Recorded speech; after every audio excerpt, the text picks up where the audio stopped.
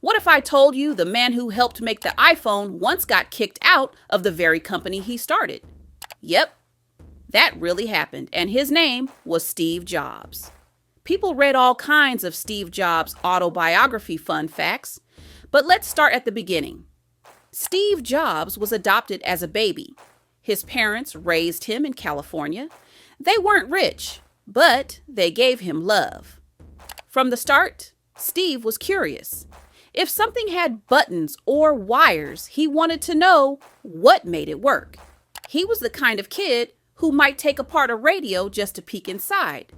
That's why so many Steve Jobs childhood stories for kids are filled with him being super curious.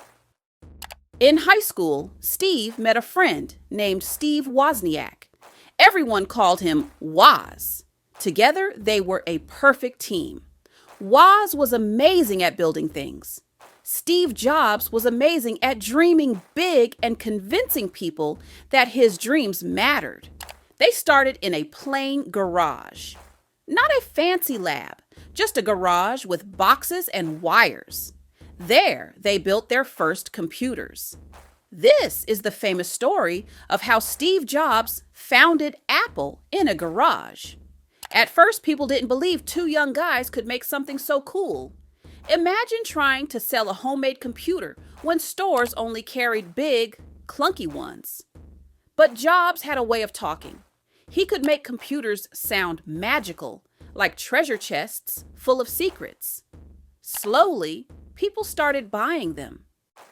That little garage company grew into Apple, and wow, did it grow fast. But Steve was tough to work with. He wanted everything perfect, even parts that nobody saw.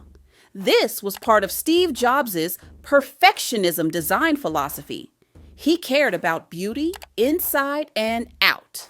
One time, he made his team redesign the inside of a computer just because it wasn't pretty enough.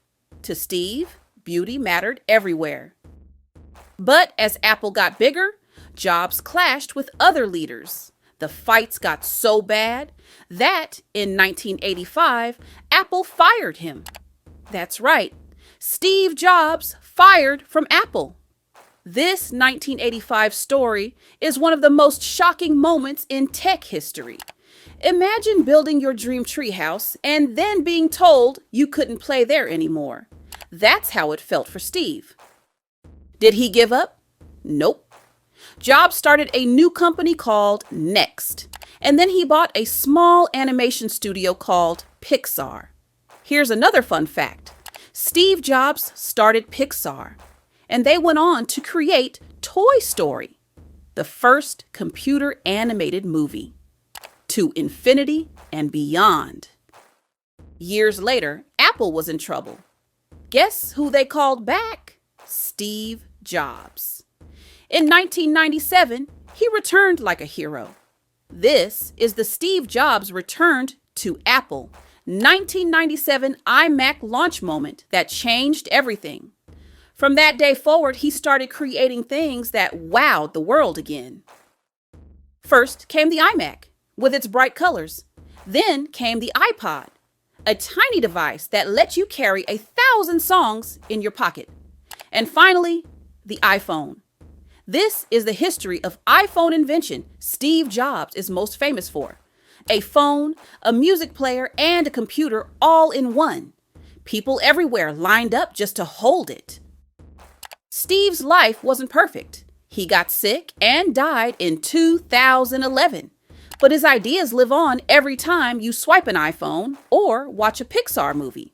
Many people today share lessons from Steve Jobs' life for kids, saying he showed how to dream big even after falling down.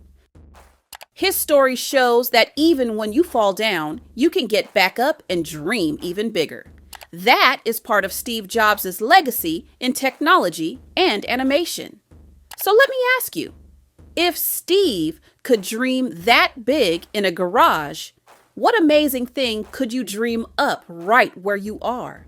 Maybe your idea will be the next big thing.